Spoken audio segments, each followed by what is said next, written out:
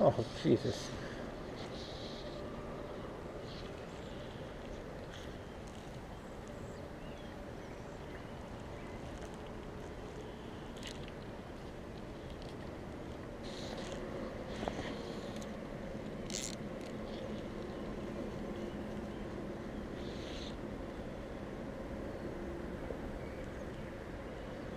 Oh my God.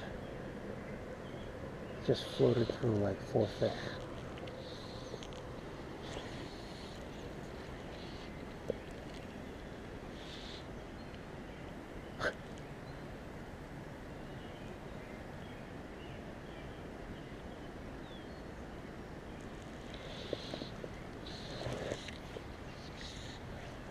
I mean, I am seeing heads and tails every single time. There's like 5 of these.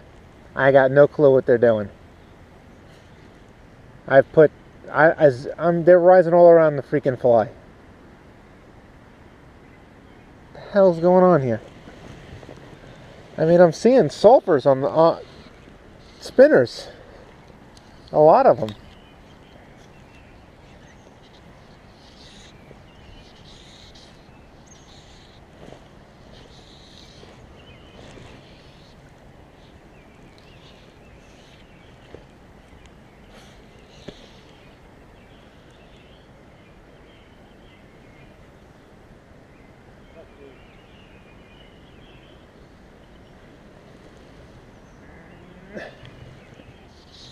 Oh, he just took a sulfur.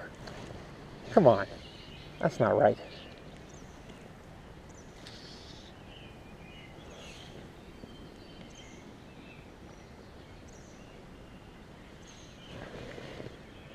Oh! What? He just tailed me.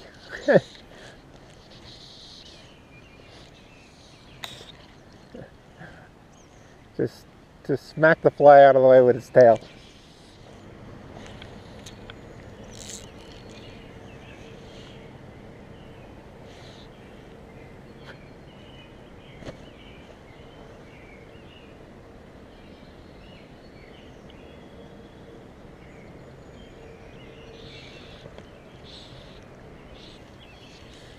Maybe they're eating below the surface.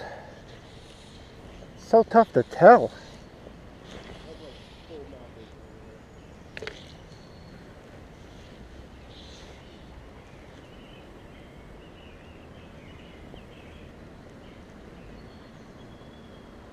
Ooh. There we go. Finally. 18 curved parachute.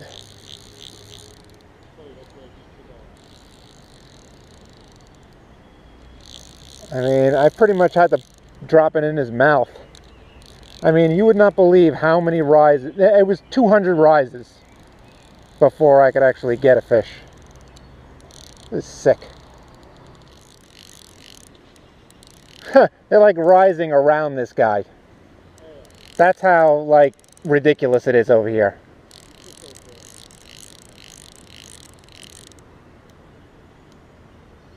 Yeah, it's a good fish.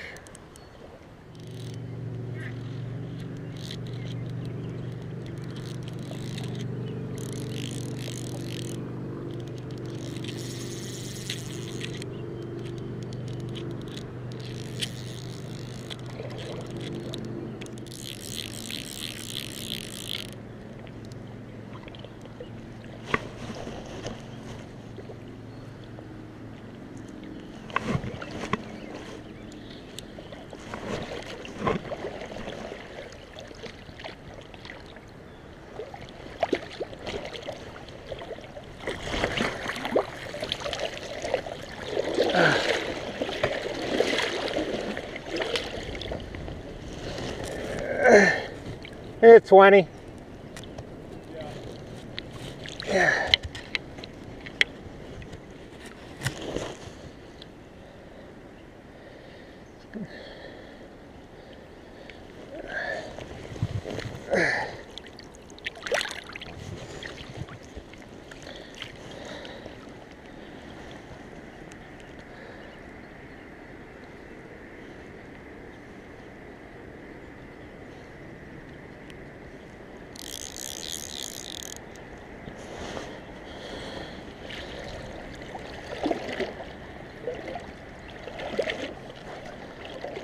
Jesus.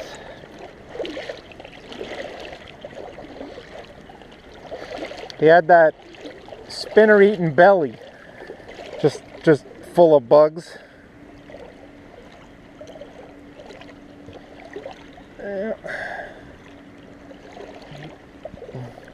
Only took 100 casts. Took a while to catch a fish there. That was a scenario that I think every single fly fisherman prays for when they get in their car to drive to go fishing, is that the fish are going nuts in a total feeding frenzy, and you are there with a fly rod in your hand ready to catch them. And I've only seen that particular scenario a few times. The last time was I was on the Upper East, and I was with my friend Mike, and we made probably 5 casts into a huge boil of fish going nuts, and we caught 3 fish. I caught 1, he caught 2.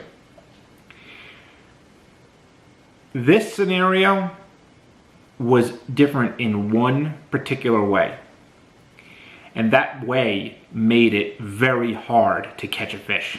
And that way is, there was probably 10 times as many bugs on the water as there was at the Upper East that day with Mike.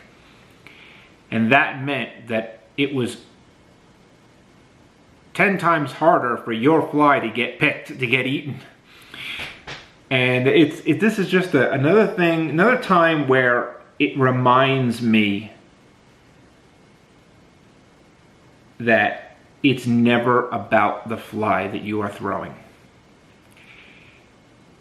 It's always something else. It's always something else. You always see that thing, you're throwing a fly, throw it over a fish, fish doesn't take it. You throw it on a fly, fish doesn't take it. You switch flies, you throw it over, it doesn't take it. You switch flies, throw it over, it doesn't take it. Like the 5th fly you tie on, he takes, and you're like, oh, that's what they were eating. No, that's not what they were eating. It's just that cast, you made the perfect cast, and the fish thought it was real, so it ate it. I was throwing a sulfur. The fish were eating sulfurs. That's it. There was thousands of them on the water. When I drifted a sulfur over that 4 or 5 fish, I was competing against 50, 60, 70 other sulfurs on the water. That's tough. That's tough fishing. The next problem is that since the fish had so many bugs to choose from, they weren't moving around. They were in their one spot, and they were coming up, not like you see that classic suction take where they just open up their mouth and, you know what I mean? A fly gets sucked right into their mouth and you can hear it from 200 feet away. You couldn't hear anything. And unless you look closely at the video, you don't realize what's going on, but every disturbance you see on the water in that video is a fish coming up and taking a fly. And it was all head-tail takes, meaning their head would come up and then they would take the fly and then slowly go back down and their tail would break the surface. And if you weren't close enough to see that specific thing, you would think it was like 2 takes. It was one of those can't lose but can't win scenarios. You saw in the video too. Well, you probably heard me say it, they were rising around this caught fish. They were just rising around them. The fish was zipping in and out of these fish. Fish were coming up, boop, boop, taking more. They didn't give a damn about anything. They were in the zone, just eating sulfurs. And you also saw all those casts that I made. Most of them were reach casts, but after a while, I was just like, the casting, this is just, I'm not going to spook these fish. I put over a zillion casts over them, and they were rising like nuts. So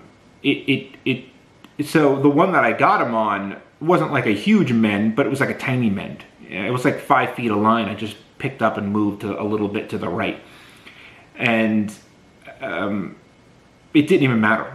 Like, that's how just like locked in these fish were. No, it's a good lesson is that sometimes when you think the scenario is just absolutely dialed in perfect for catching a great fish,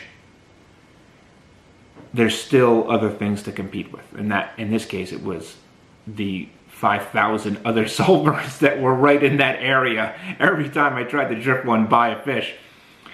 But another cool thing was that probably 15 minutes later, in that exact same spot, my friend Jason caught a fish even bigger than that one that I caught. It was a good lesson. It was a good lesson, and it was a good fish too.